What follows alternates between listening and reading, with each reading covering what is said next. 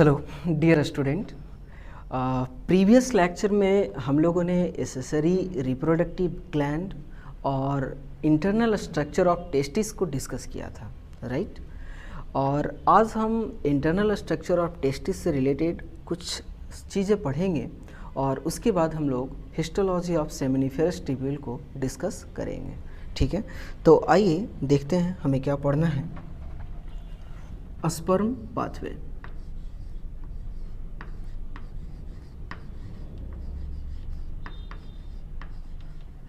या आप इसे कह सकते हैं डक्ट्यूलर सिस्टम।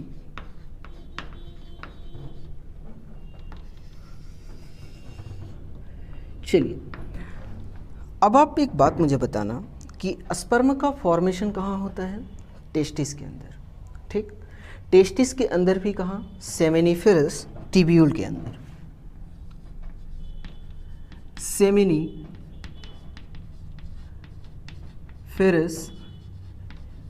ट्यूब्यूल के अंदर स्पर्म का फॉर्मेशन होता है। स्पर्म सेमिनिफेरस ट्यूब्यूल से कहाँ जाता है? ट्यूबुलाई रेक्टी के अंदर। ट्यूबुलाई रेक्टी से स्पर्म कहाँ जाएगा? रेटी टेस्टिस।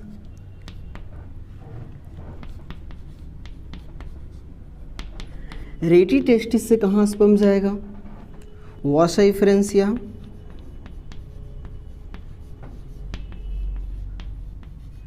वासा इफरेंसिया से जो स्पर्म है ये कहाँ जाता है? एपिडिडामिस।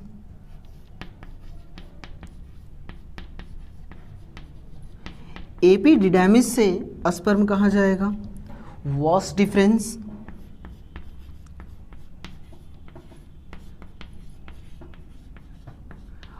आपको पता है कि वास डिफरेंस ही आगे जाकर के यूरिनरी ब्लैडर के डोर्सल साइड पे ये स्वेल करता है और क्या बनाता है? एम्पुला, ठीक। अब ये जो एम्पुला है सेमिनल वेसाइकल जो ग्लैंड का जो डक्ट था उसके साथ कंबाइन करता है और क्या बनाता है? एजाकुलेटरी डक्ट। और ये जो एजाकुलेटरी डक्ट था ये ओपन हो रहा था प्रोस्टैटिक यूरेथ्रा में।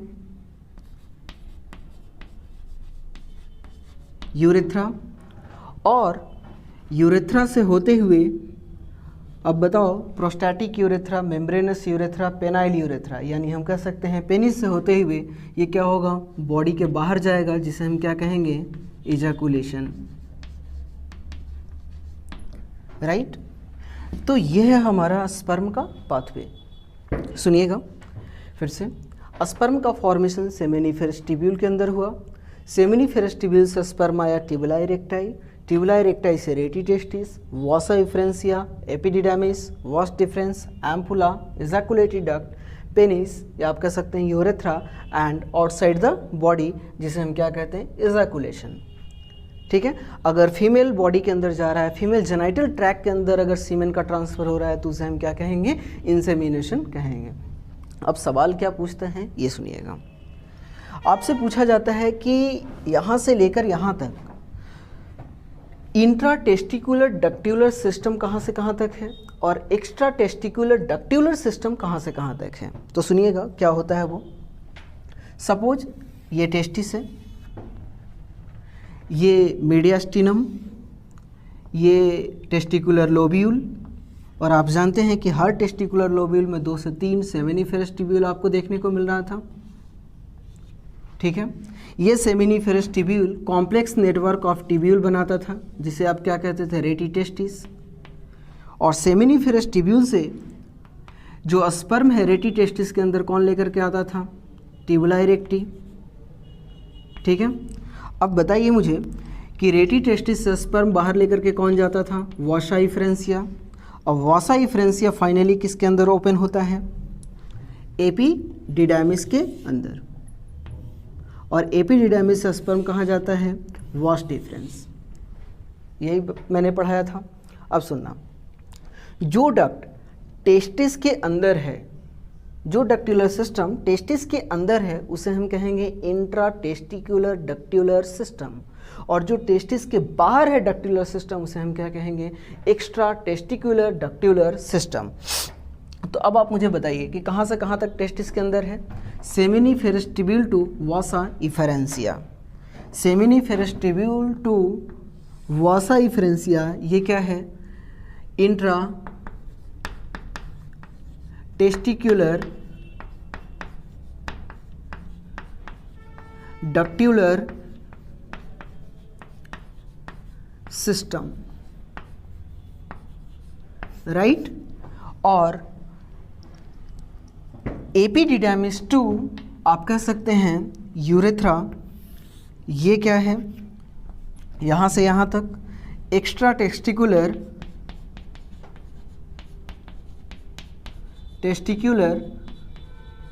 डक्ट्यूलर सिस्टम। समझ में आया बात। तो ये चीज़ें मैंने आपको पढ़ाया, स्पर्म का पाथवे या आप कह सकते हैं डक्ट्यूलर सिस्टम। आई होप आपको ये चीज़ें समझ में आ गई होगी। अब हम आगे कंटिन्यू करते हैं, इससे पहले आप नोट करें। नेक्स्ट अब हम डिस्कस करेंगे सीमेन के बारे में।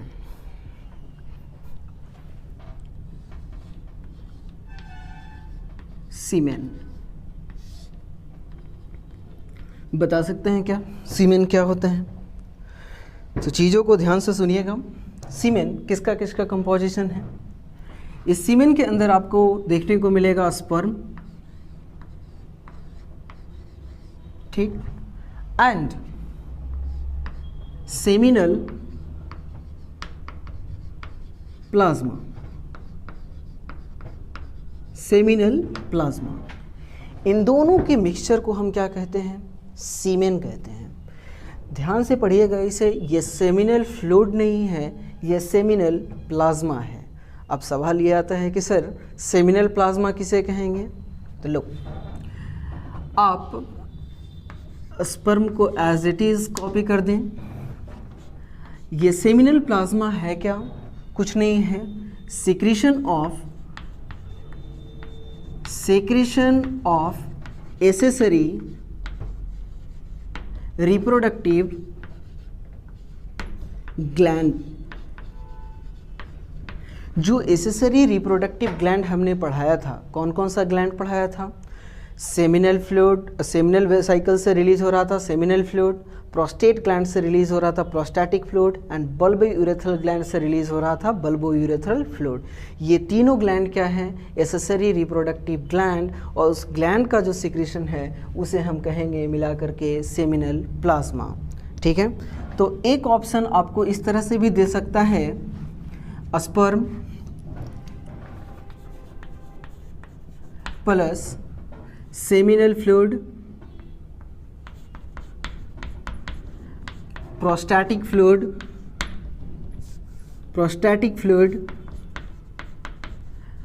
And bulbo urethral fluid.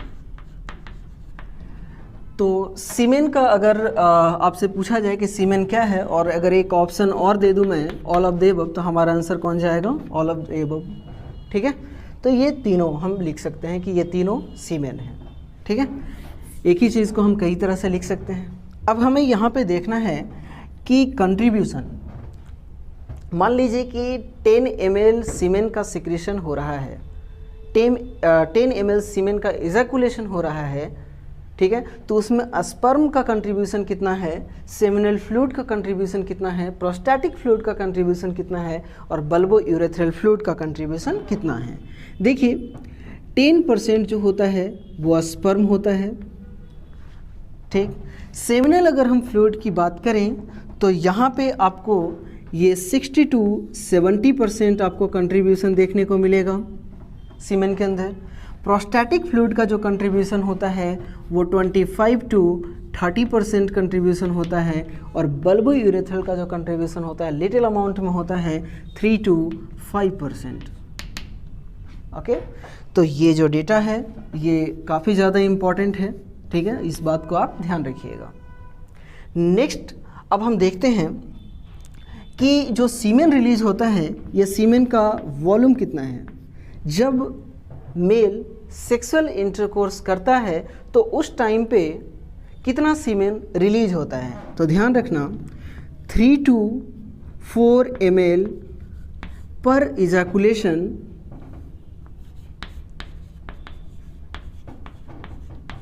Ejaculation जो सीमेन है वो रिलीज होता है।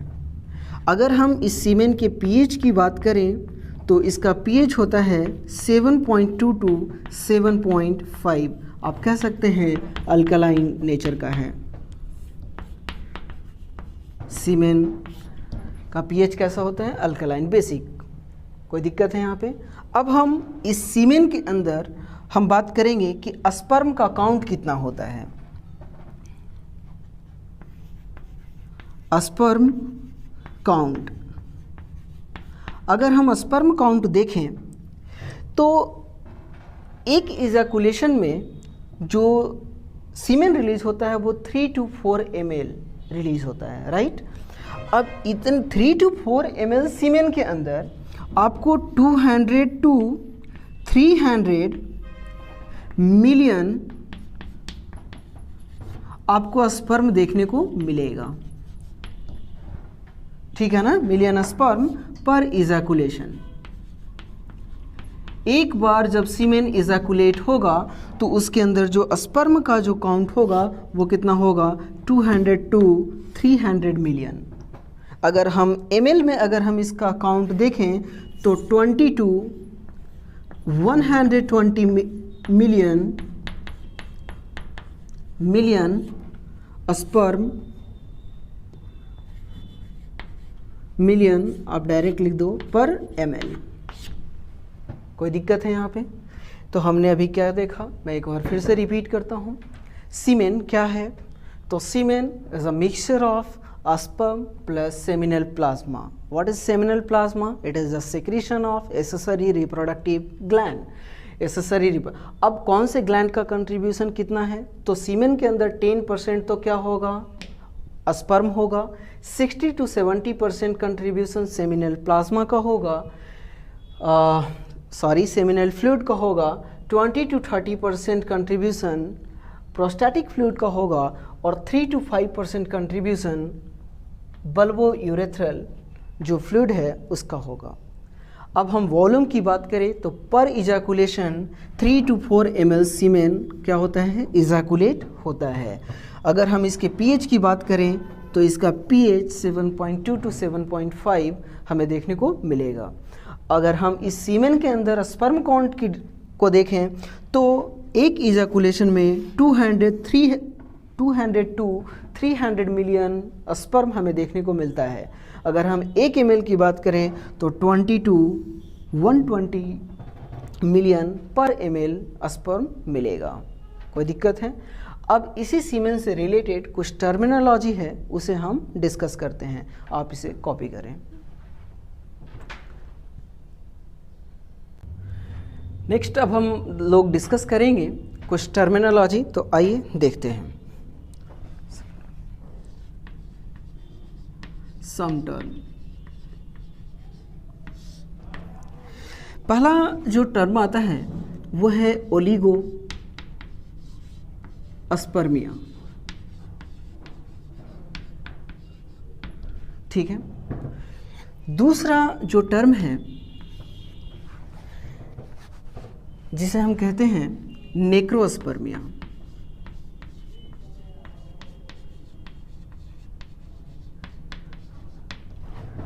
ठीक है।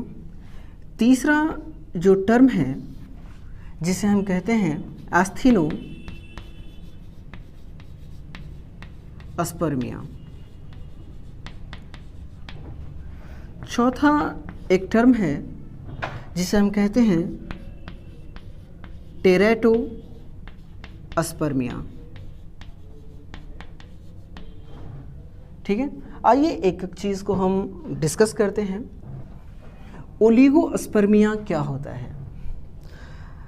हम जानते हैं कि 1 ml सीमेन के अंदर जो स्पर्म काउंट होता है वो 20 to 120 मिलियन स्पर्म हमें देखने को मिलता है, राइट। अगर स्पर्म काउंट 20 मिलियन से अगर कम हो जाता है, अगर स्पर्म काउंट 20 मिलियन से कम हो जाता है 1 ml के अंदर, तो उस कंडीशन को हम कहेंगे ओलिगोस्पर्मिया। तो हम लिख सकते हैं इफ स्पर्म काउंट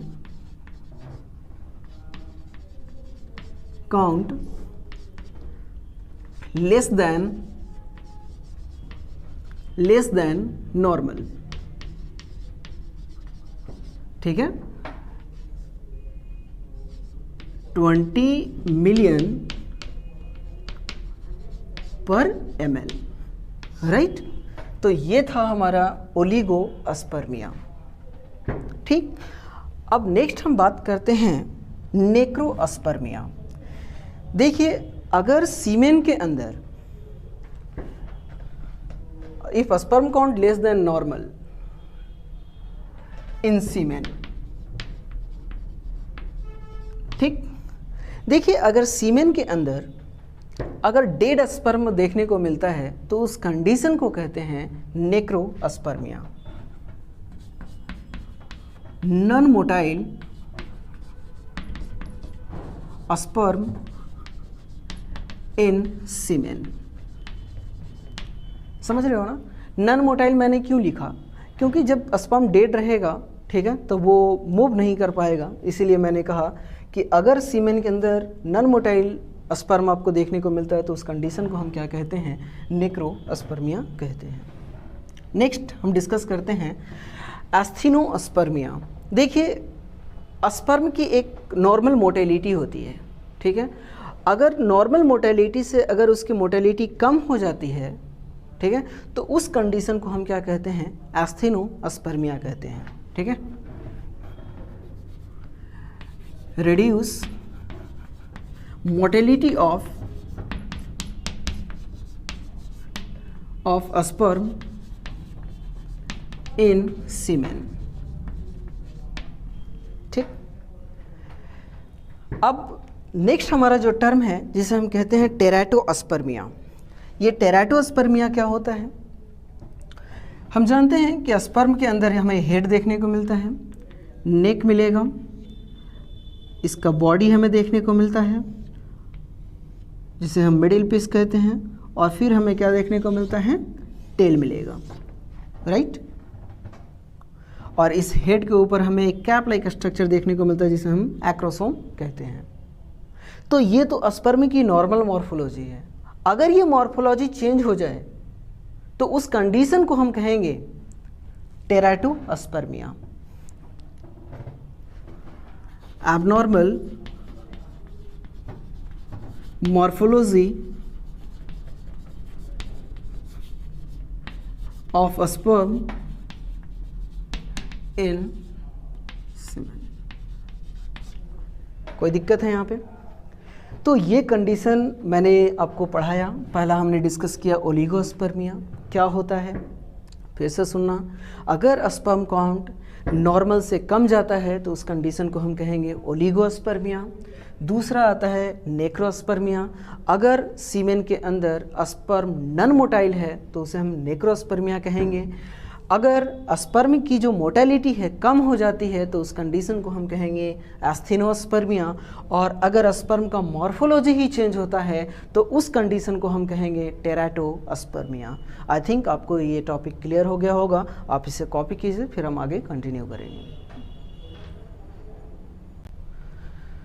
तो अब जो हम टॉपिक डिस्कस करेंगे वो बहुत ही इम्पोर्टेंट टॉपिक है, और आइए उसका हेडिंग देते हैं इंटरनल, या आप कह सकते हो histology of seminiferous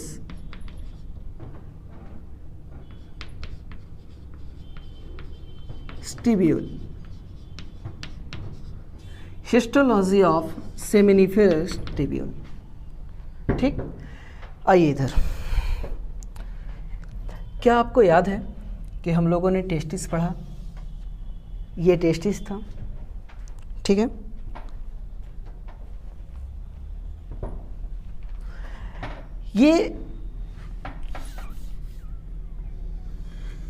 testis, mediastinum, mediastinum ने क्या बनाया था, छोटे छोटे कंपार्टमेंट जिसे हम क्या कह रहे थे, टेस्टिकुलर लोब्यूल। ठीक, हर टेस्टिकुलर लोब्यूल के अंदर आपको क्या देखने को मिल रहा था, 2 से 3 सेमिनिफेरस ट्यूब्यूल आपको देखने को मिल रहा था, राइट। ये देख सकते हो आप, 2 से 3 आपको सेमिनिफेरस ट्यूब्यूल देखने को मिल रहा था। अब हमें इसी सेमिनिफेरस ट्यूब्यूल का हिस्टोलॉजी हमें पढ़ना है। देखिए, ये एक सेमिनिफेरस ट्यूब्यूल है, ये दूसरा सेमिनिफेरस ट्यूब्यूल है। इस सेमिनिफेरस ट्यूब्यूल के बीच में जो आपको स्पेस जो दिखाई दे रहा है ना, इस स्पेस को हम कहते हैं इंटरस्टिटियल स्पेस। क्या कहते हैं, इंटरस्टिटियल स्पेस। इस स्पेस में हमें क्या क्या चीज़ें देखने को मिलेगा, तो एक तो हमें ब्लड वेसल्स हमें देखने को मिल जाता है, इसके अलावा हमें कुछ सिक्रेटरी सेल्स हमें देखने को मिलेगा जिसका नाम है लिडिक सेल्स, एंड इसके अलावा अदर इम्यूनोलॉजिकल कॉम्पिटेंट हमें सेल्स हमें देखने को मिल जाता है। कोई दिक्कत है। अब हम क्या करते हैं कि यहाँ से ये सेमिनिफेरस ट्यूब्यूल को मैं बाहर निकालता हूँ और आप यहाँ पे देख सकते हो, ये एक सेमिनिफेरस ट्यूब्यूल को मैंने बाहर निकाला। ठीक है, अब देखिए, जब आप सेमिनिफेरस ट्यूब्यूल का स्टडी करेंगे तो इसके बाहर आउटर मोस्ट जो लेयर है ना, इस आउटर मोस्ट लेयर को हम कहते हैं टूनिका प्रोप्रिया। एक कवरिंग होती है जिसे हम कहते हैं टूनिका प्रोप्रिया। ठीक है, अब इस सेमिनिफेरस ट्यूब्यूल का जो इनर सरफेस है ये क्यूबॉइडल एपिथेलियम का बना होता है जिसे हम जर्मिनल एपिथेलियम भी कहते हैं। और याद रखिएगा, एट सम पॉइंट जगह जगह पे आपको कॉलमनर सेल्स भी आपको देखने को मिलेगा और उस कॉलमनर सेल्स को हम कहते हैं सर्टोली सेल्स। क्या कहेंगे, सर्टोली सेल्स भी हम इसे कहते हैं। तो आप यहाँ पे देख सकते हैं कि ये है हमारा जर्मिनल एपिथेलियम और जगह जगह पे हमें कॉलमनर सेल्स भी देखने को मिल रहा है। ठीक है, तो ये हमारा सेमिनिफेरस ट्यूब्यूल। अब हम क्या करते हैं कि इसका एक ट्रांसवर्स सेक्शन कट करके हम लोग स्टडी करेंगे।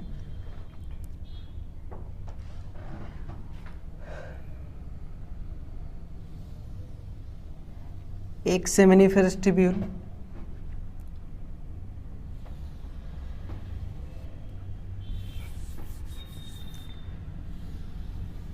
दूसरा सेमिनिफेरस ट्यूब्यूल, और ये मैंने बना दिया तीसरा सेमिनिफेरस ट्यूब्यूल। ठीक, अब ध्यान से सुनिएगा, सेमिनिफेरस ट्यूब्यूल के बीच में ये जो आपको स्पेस जो दिखाई दे रहा है, इस स्पेस को हम कहते हैं इंटरस्टिटियल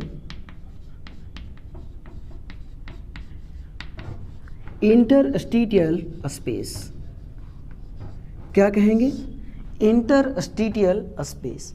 और इस स्पेस में हमें क्या क्या चीज़ें देखने को मिलेगा, तो आप यहाँ पे देख सकते हो, आपको मिलता है ब्लड वेसल्स। क्या क्या मिलेगा, यहाँ पे आपको मिल रहा है ब्लड वेसल्स,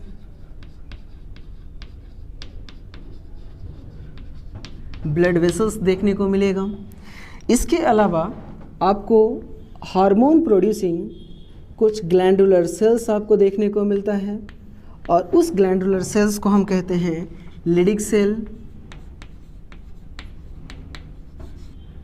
लिडिक सेल्स कहते हैं। इसके अलावा आपको कुछ इम्यूनोलॉजिकल कॉम्पिटेंट सेल्स भी आपको देखने को मिलेगा।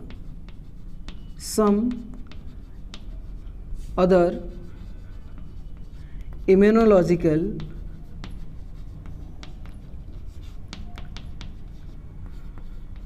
कॉम्पिटेंट सेल्स भी आपको देखने को मिलता है। कोई दिक्कत है यहाँ पे?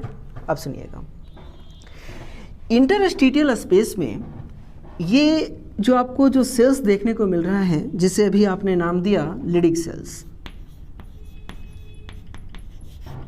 लिडिक सेल्स, ये लिडिक सेल्स एक हार्मोन का सिक्रेशन करता है जिसका नाम है एंड्रोजन।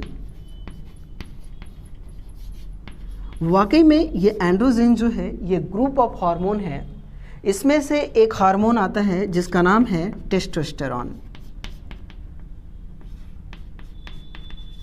लेकिन आपके लेवल पे टेस्टोस्टेरॉन को ही एंड्रोजन समझना है, एंड्रोजन का मतलब टेस्टोस्टेरॉन समझना है। ठीक है, अब सुनना ये तो इंटरस्टिशियल स्पेस को हमने डिस्कस किया। अब सुनिएगा, हमने अभी कहा था कि सेमिनिफेरस ट्यूब्यूल के चारों तरफ एक कवरिंग होती है जो येलो कलर से मैं वहाँ पे दिखा रखा हूँ। उस कवरिंग को हम क्या कहते हैं? एक लेयर होता है जिसे हम कहते हैं टूनिका प्रोप्रिया। क्या कहते हैं? Tunica propria, right. ये तो आउटर मोस्ट कवरिंग हो गया किसका? सेमिनिफेरस ट्यूब्यूल का। अब हम देखने की कोशिश करेंगे इसका इनर सरफेस। देखिए, सेमिनिफेरस ट्यूब्यूल के इनर वॉल पे आपको क्या देखने को मिलता है? तो क्यूबॉइडल सेल्स आपको मिलेगा, या आप कह सकते हैं क्यूबॉइडल एपिथेलियम आपको देखने को मिलेगा। और क्यूबॉइडल एपिथेलियम को ही हम कहते हैं जर्मिनल एपिथेलियम। क्यों कहते हैं क्यूबॉइडल एपिथेलियम को हम जर्मिनल एपिथेलियम? क्योंकि ये हमारे गोनैड्स के अंदर प्रेजेंट होता है और गोनैड्स के अंदर ये स्पर्म और ओवम का फॉर्मेशन करेगा। ठीक है, अगर टेस्टिस के अंदर है तो ये स्पर्म बनाएगा और अगर ओवरी के अंदर है तो ये ओवम का फॉर्मेशन करेगा। मैं इसी को कंटिन्यू करता हूँ और यहाँ पे आप देख सकते हो ये तो क्यूबॉइडल एपिथेलियम, और कुछ जगह पे आपको कॉलमनर सेल्स भी आपको देखने को मिलेगा और इस कॉलमनर सेल्स को हम कहते हैं सर्टोली सेल्स। ठीक, तो लेबल कर लें। तो ये जो हमारा जो सेल है इसे हम कहते हैं स्पर्मेटोगोनिया। स्पर्मेटोगोनिया, और ये जो स्पर्मेटोगोनिया है बाय नेचर कैसा है? क्यूबॉइडल। और ये जो सेल है ये डाइप्लॉइड है या हैप्लॉइड? तो इस बात को ध्यान रखना, ये डाइप्लॉइड सेल्स हैं। ठीक, अब इस जर्मिनल एपिथेलियम के बीच बीच में आपको जो कॉलमनर सेल्स देखने को मिल रहा है, इस कॉलमनर सेल्स को हम क्या कहते हैं? Sertoli cell. Sertoli cells. अब देखिए, इस सर्टोली सेल्स का कई सारा नाम है। हम हर एक नेम को डिस्कस करते हैं क्योंकि ये सारे नाम आपसे पूछे जाते हैं। सर्टोली सेल्स को ही कहा जाता है नर्स सेल, या इसी को हम एक और नाम देते हैं सब टेंटाकुलर सेल, या इसी को हम कहते हैं सस्टेंटाकुलर सेल। सस्टेंटाकुलर सेल्स। तो ये सर्टोली सेल्स के चार नाम हो गए। आपको चारों नाम आपको पता होना चाहिए। सर्टोली सेल्स, नर्स सेल्स, सब टेंटाकुलर सेल्स एंड सस्टेंटाकुलर सेल्स। अब ये करता क्या है, इसका काम क्या है, तो एक एक करके हम डिस्कस कर लेते हैं। इस सर्टोली सेल्स को हम नर्स सेल क्यों कहते हैं? क्योंकि इस सेमिनिफेरस ट्यूब्यूल के अंदर स्पर्म का फॉर्मेशन हो रहा है, उसका डेवलपमेंट हो रहा है। तो ये डेवलपिंग स्पर्म को ये न्यूट्रिशन प्रोवाइड करता है, नरिशमेंट प्रोवाइड करता है, इसीलिए इसे हम क्या कहते हैं? नर्स सेल कहते हैं। तो हम कह सकते हैं कि सर्टोली सेल्स का फंक्शन क्या है? Provide nutrition. ठीक है, तो ये पहला फंक्शन हो गया कि ये न्यूट्रिशन प्रोवाइड करता है। अब सुनिएगा, अगर सेमिनिफेरस ट्यूब्यूल के अंदर स्पर्म का फॉर्मेशन जब एक्सेस हो जाता है, या जब एक्सेस स्पर्म का फॉर्मेशन होगा तो कुछ स्पर्म जो हैं वो क्या हो जाते हैं? डेड होने लगते हैं। अब उस डेड स्पर्म क्या करेगा वो सेमिनिफेरस ट्यूब्यूल के अंदर? उसे तो वहाँ से रिमूव करना है। तो ये सर्टोली सेल्स क्या करता है कि उस डेड स्पर्म को इनगल्फ करेगा। हमने दो फंक्शन को डिस्कस किया सर्टोली सेल्स का। पहला हमने कहा कि ये डेवलपिंग स्पर्म को ये न्यूट्रिशन प्रोवाइड करता है और दूसरा डेड स्पर्म को ये फैगोसाइटोसिस करेगा। थर्ड जो फंक्शन है वो है ब्लड टेस्टिस बैरियर का formation of blood testis barrier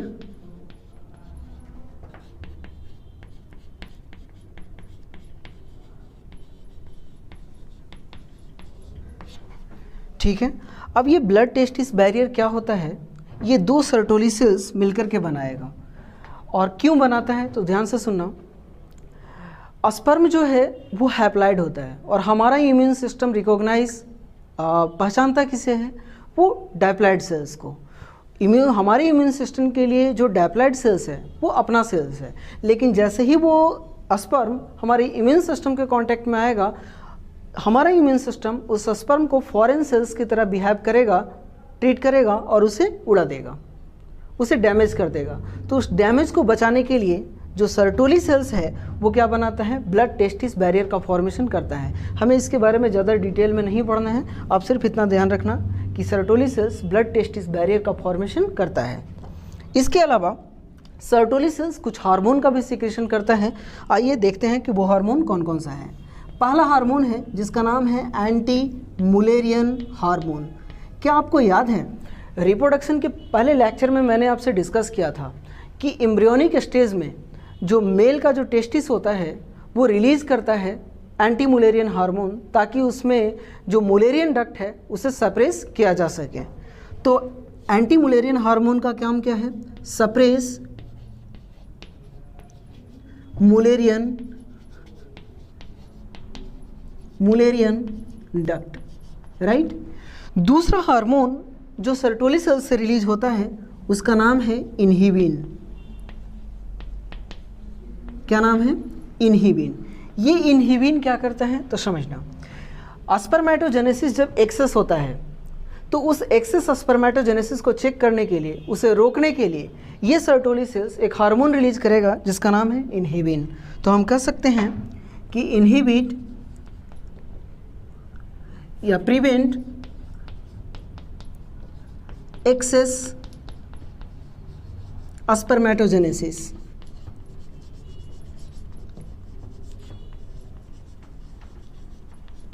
right. अब और दो हार्मोन हैं, आइए उसे भी डिस्कस करते हैं। ये सर्टोली सेल्स एक हार्मोन का सिक्रेशन कर रहा है यहाँ पे जिसका नाम है एरोमेटेज। ये एरोमेटेज क्या करता है कि लिडिक सेल्स से जो टेस्टोस्टेरोन रिलीज हो रहा है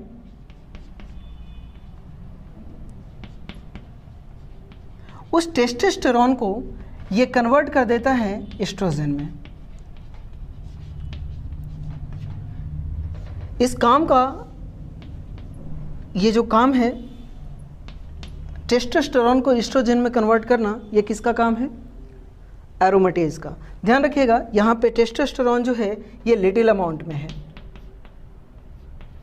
लिटिल अमाउंट ऑफ टेस्टोस्टेरोन को कन्वर्ट कौन करेगा, एरोमेटेज एस्ट्रोजन में। एंड नेक्स्ट एंड लास्ट जो हार्मोन यहाँ से रिलीज होता है जिसका नाम है androgen binding protein. Androgen binding protein, ठीक है। अब समझना कि ये एबीपी का क्या काम है। देखिए स्पर्मेटोजेनेसिस के लिए एंड्रोजन हार्मोन का होना बहुत ज़रूरी है और एंड्रोजन हार्मोन जो है वो रिलीज़ कहाँ होता है, इंटरस्टिशियल स्पेस में लिडिक सेल्स के द्वारा, राइट। अब देखिए जैसे जैसे यहाँ पे हार्मोन रिलीज होता जाएगा वैसे वैसे यहाँ पे कंसंट्रेशन जो है वो इंक्रीज होता जाएगा। जब कंसंट्रेशन जब इंक्रीज होगा तो ये इंटरस्टिशियल स्पेस से डिफ्यूज होकर के, ठीक है, ये सेमिनिफेरस ट्यूब्यूल के ल्यूमेन में आएगा। कौन, एंड्रोजन। एंड्रोजन ये ल्यूमेन में चला आया। अब ये एंड्रोजन ये कंबाइन करेगा किसके साथ, एंड्रोजन बाइंडिंग प्रोटीन के साथ, जो किसके द्वारा रिलीज हो रहा है, सर्टोली सेल्स के द्वारा। अब जैसे ही ये इसके साथ बाइंड करेगा वैसे ही स्पर्मेटोजेनेसिस स्टार्ट हो जाएगा। समझ में आया? तो इस तरह से हमारा सेमिनिफेरस ट्यूब्यूल का जो हिस्टोलॉजी है समाप्त होता है। आप इसे कॉपी करें, फिर हम आगे कंटिन्यू करते हैं। अब हम लोग डिस्कस करेंगे पेनिस के बारे में।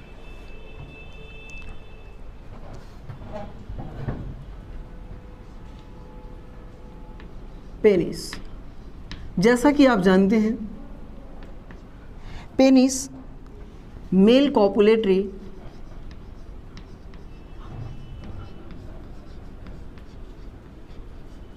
ऑर्गन है, ठीक। और अगर हम ह्यूमन पेनिस की बात कर रहे हैं तो क्या ह्यूमन पेनिस के अंदर बोन प्रेजेंट होता है? नहीं, ह्यूमन पेनिस के अंदर बोन क्या होता है? एब्सेंट होता है, ठीक है ना। कुछ एनिमल हैं जिनके पेनिस के अंदर हमें बोन देखने को मिलता है, और उस वैसे पेनिस को हम कहते हैं ओस पेनिस या हम बैकुलम कहते हैं, राइट। अब देखिए पेनिस के बारे में मैं दो स्ट्रक्चर आपको दिखाऊंगा, एक लॉन्गिट्यूडनल और एक ट्रांसवर्स सेक्शन में आपको दिखाने वाला हूं, तो ध्यान से देखिएगा।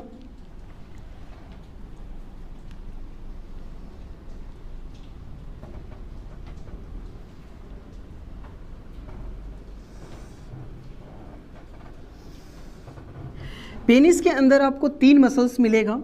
एक मसल्स जिसका नाम है कॉर्पस स्पॉन्जियोसम। ये जो आप मसल्स जो देख रहे हैं ना, ये मसल्स मैंने बनाया है कॉर्पस स्पॉन्जियोसम।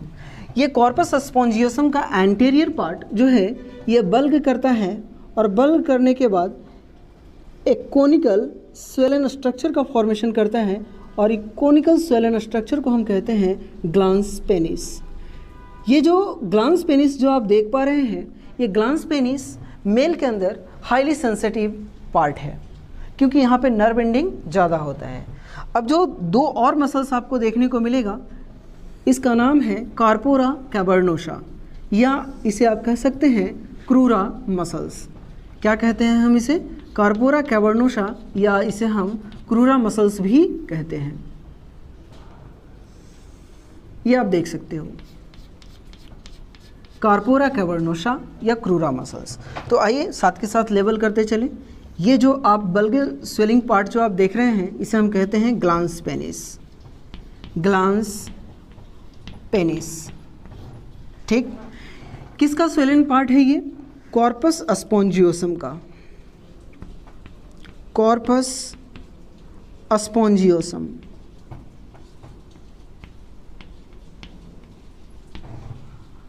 और ये जो आपको मसल्स जो दिख रहा है ये पेयर्ड, इसका नाम है कार्पोरा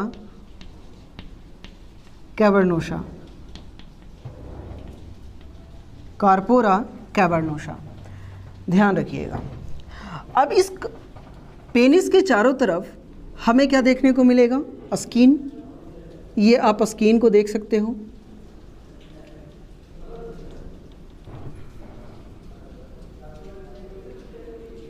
अब देखिए, जो स्किन का वो पार्ट जो ग्लांस पेनिस को कवर्ड करता है, स्किन का वो पार्ट जो ग्लांस पेनिस को कवर्ड करता है, उसे हम नाम देते हैं फोरस्किन।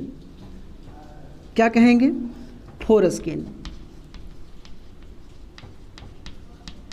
इस फोरस्किन को जब आप फोल्ड करके देखेंगे ना, तो यहाँ पे आपको कुछ ग्लैंड देखने को मिलेगा, और इस ग्लैंड को हम कहते हैं परप्यूटियल ग्लैंड,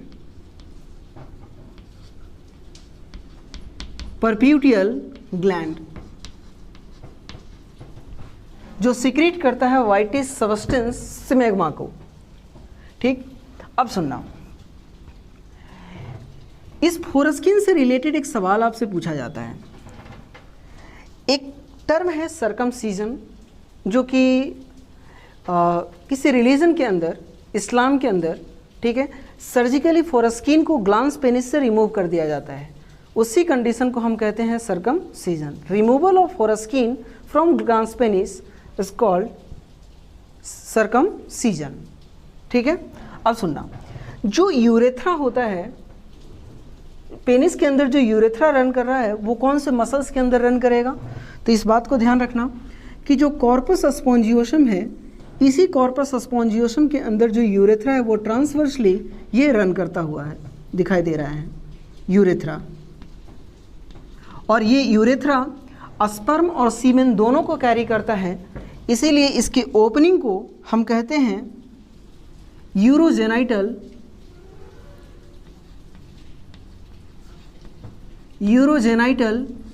ऑरिफिस। क्या कहेंगे? Urogenital orifice. अब देखिए, ये तो आपका आपने पेनिस का लॉन्गिट्यूडिनल सेक्शन देखा। पेनिस का वो पोर्शन जो आपको बाहर से दिखाई देता है, उस पोर्शन को हम कहते हैं सफ्ट ऑफ पेनिस, जो कि एक्सपोज्ड पार्ट ऑफ पेनिस है। और बाकी जो आप देख रहे हैं ये क्या है? अनएक्सपोज्ड पार्ट है, अनएक्सपोज्ड पार्ट है। तो इस तरह से लॉन्गिट्यूडिनल सेक्शन को मैंने डिस्कस किया, और अब हम क्या करेंगे, इसके ट्रांसवर्स सेक्शन को देखते हैं।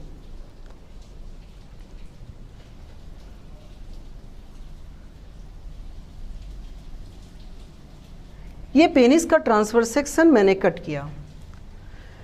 ये ऊपर वाला ये जो साइड है ये डॉर्सल साइड है पेनिस का, और ये लोअर साइड है ये वेंट्रल साइड है। जब पेनिस के डॉर्सल साइड को देखेंगे तो यहाँ पे आपको दो मसल्स मिलेगा। वो दो मसल्स कौन कौन से हैं बता सकते हो क्या? Corpora cavernosa.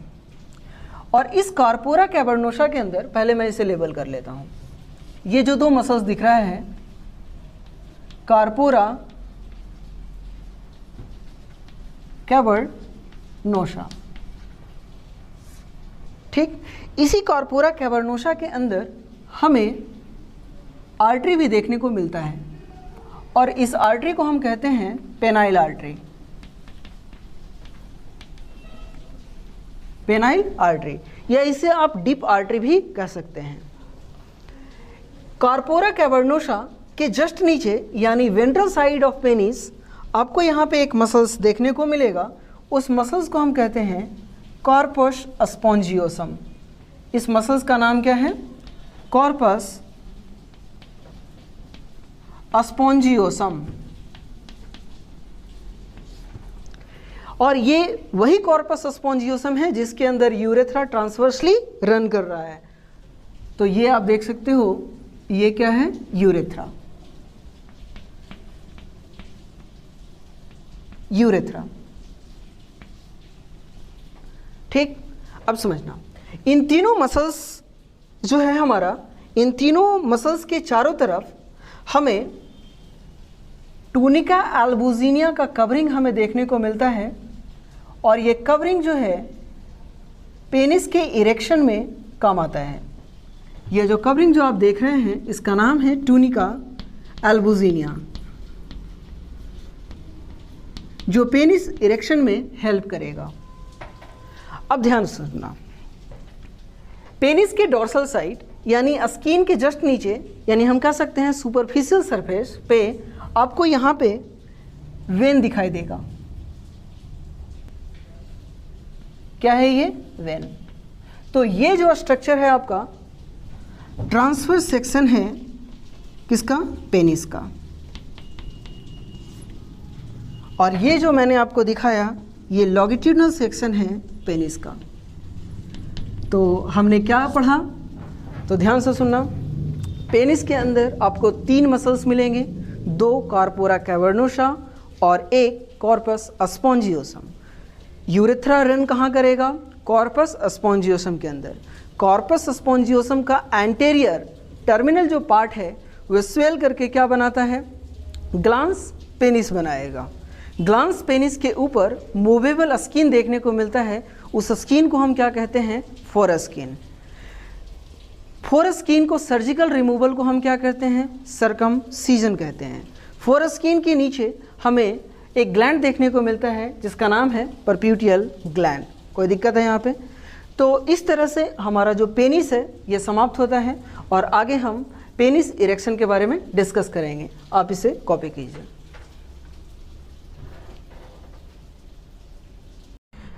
तो आइए अब हम लोग मेल रिप्रोडक्टिव सिस्टम का लास्ट टॉपिक देखते हैं, जिसका नाम है mechanism of erection of penis. Erection of penis. Penis के अंदर जो इरेक्शन है वो किस तरह से होता है, तो ध्यान रखना। देखिए, हमारे बॉडी के अंदर सेक्सुअल एक्टिविटी को कंट्रोल करने वाला जो सेंटर है, वो सेंटर कहाँ पे लोकेटेड है? हाइपोथैलेमस के अंदर।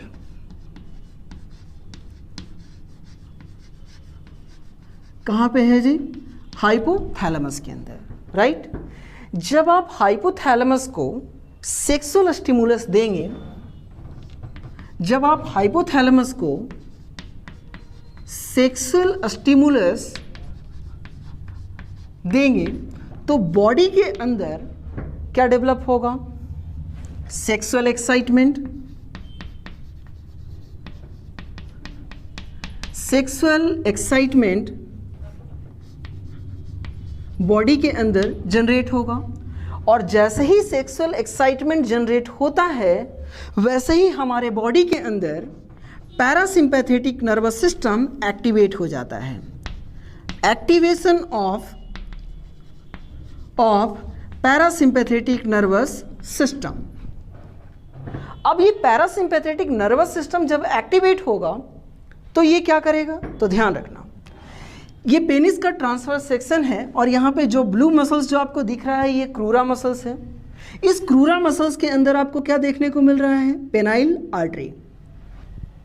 तो आर्टरी का जो इनर वॉल होता है, जिसे हम इंडोथेलियम कहते हैं, इस इंडोथेलियम से एक केमिकल सब्सटेंस रिलीज होता है जिसका नाम है नाइट्रिक ऑक्साइड, और उस नाइट्रिक ऑक्साइड को रिलीज करवाने के लिए रिस्पॉन्सिबल कौन है?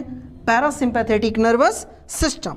तो अब हम कहेंगे कि ये पैरासिम्पैथेटिक नर्वस सिस्टम क्या करवाएगा? Release of nitric oxide from endothelium of penile artery. Penile artery. तो जब इंडोथेलियम नाइट्रिक ऑक्साइड को रिलीज करता है तो ये नाइट्रिक ऑक्साइड क्या करेगा? तो ये नाइट्रिक ऑक्साइड वैसोडायलेटर की तरह वर्क करता है। तो पेनाइल आर्टरी के डायमीटर को क्या करेगा? ये इंक्रीज करेगा। तो अब हम कह सकते हैं इंक्रीज डायमीटर ऑफ, या आप इस तरह से लिख सकते हैं कॉज वैसोडायलेशन ऑफ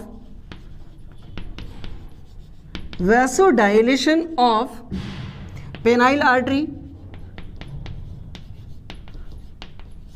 पेनाइल आर्टरी के डायमीटर को क्या करेगा? इंक्रीज करेगा। एंड रिमेंबर, इसके साथ साथ एक और काम करेगा, जो क्रूरा मसल्स है इसे क्या करवाएगा?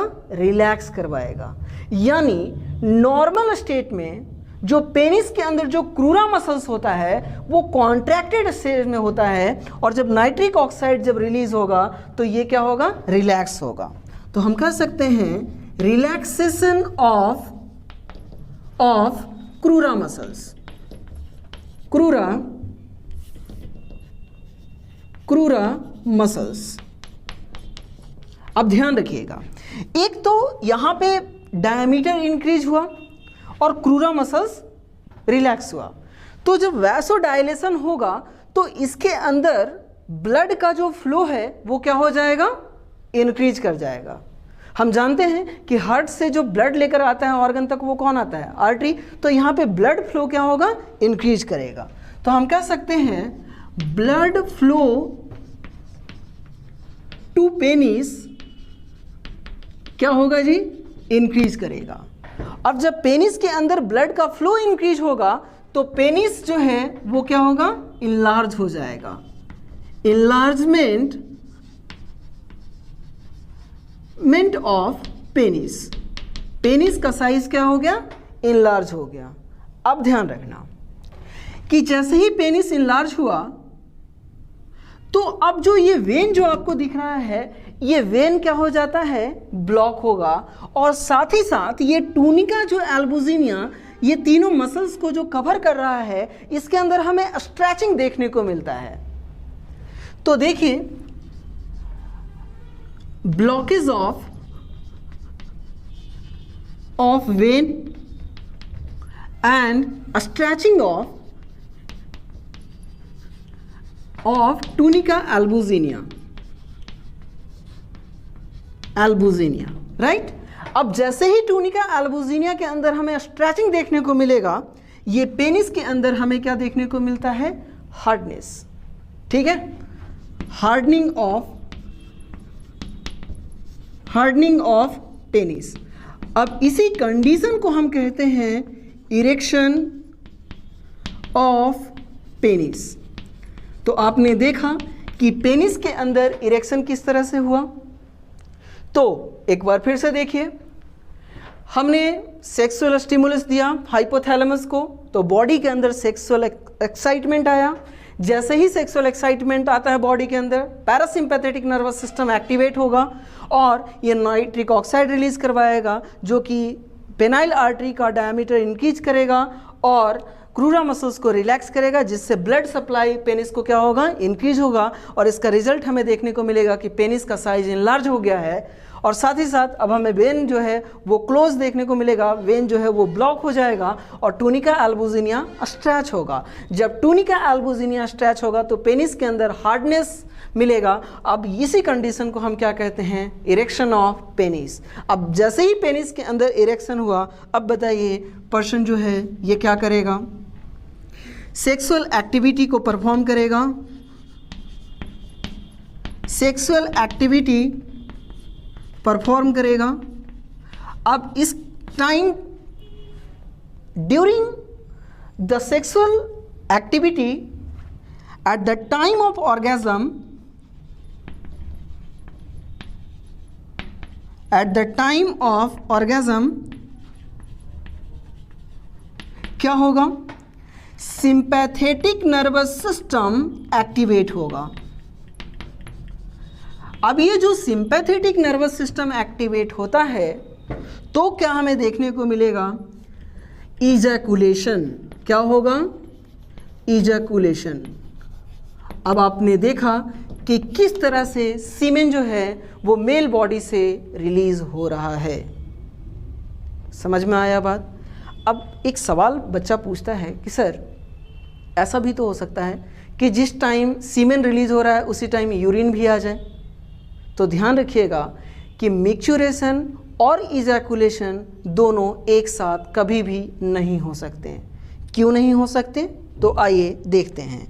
ये जो सिंपैथेटिक नर्वस सिस्टम जो आप देख रहे हैं, ये क्या करवाता है उस टाइम पे, ये यूरिनरी ब्लैडर में जो मसल्स है, कौन सा मसल्स, डेट्रेसर मसल्स, उसके अंदर ये क्या करवाता है, रिलैक्सेशन करवाएगा और यूरेथ्रा के अंदर जो स्पिंक्टर प्रेजेंट है उसे ये क्लोज करवा देगा। ठीक है ना। तो हम कहेंगे relaxation of muscles of urinary bladder and दूसरा cause closure of urethral sphincter. Urethral sphincter को ये क्या करेगा, क्लोज करेगा। मैं ये पॉइंट जो है मैं लिख देता हूं, micturition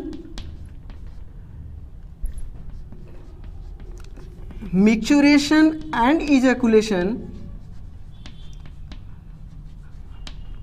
ejaculation do not occur at same time। ठीक है, क्यों नहीं होता है, क्योंकि हम जानते हैं कि मिक्चुरेशन और इजैकुलेशन को जो कंट्रोल करता है वो कौन कंट्रोल करता है, ऑटोनोमिक नर्वस सिस्टम। और ऑटोनोमिक नर्वस सिस्टम के दो component, parasympathetic nervous system, parasympathetic nervous system और दूसरा कौन है, सिंपैथेटिक नर्वस सिस्टम। जो पैरासिम्पैथेटिक नर्वस सिस्टम है ये रिस्पॉन्सिबल होता है पेनिस के इरेक्शन के लिए एंड किसके लिए रिस्पॉन्सिबल होता है, मिक्चुरेशन के लिए। और जो सिंपैथेटिक नर्वस सिस्टम है ये रिस्पॉन्सिबल होता है किस चीज़ के लिए, इजैकुलेशन के लिए। अब एक बात बताइए, इजैकुलेशन किसके द्वारा हो रहा है, सिंपैथेटिक के द्वारा। तो कभी भी क्या मिक्चुरेशन हो सकता है उस टाइम पे, क्या कभी नहीं, क्योंकि मिक्चुरेशन के लिए किसकी ज़रूरत पड़ेगी, पैरासिम्पैथेटिक नर्वस सिस्टम की ज़रूरत पड़ेगी। अच्छा, जब इजैकुलेशन हो गया तो फिर उसके बाद क्या पेनिस हमेशा इरेक्ट पोजीशन में ही रहेगा, क्या नहीं। जैसे ही इजैकुलेशन होगा, ठीक है, ये सारा का सारा रिएक्शन जो मैंने आपको स्टेप बाय स्टेप बताया ये सारा का सारा रिवर्स होगा और पेनिस फिर से अपने नॉर्मल पोजीशन पे आ जाएगा, मतलब नॉर्मल साइज़ को रीगेन कर लेगा। ठीक है, तो इस तरह से हम लोगों ने मेल रिप्रोडक्टिव सिस्टम को समाप्त किया और अगले लेक्चर में हम लोग पढ़ेंगे फीमेल रिप्रोडक्टिव सिस्टम। तो थैंक यू वेरी मच, आज के लिए इतना ही, मिलते हैं अगले क्लास में।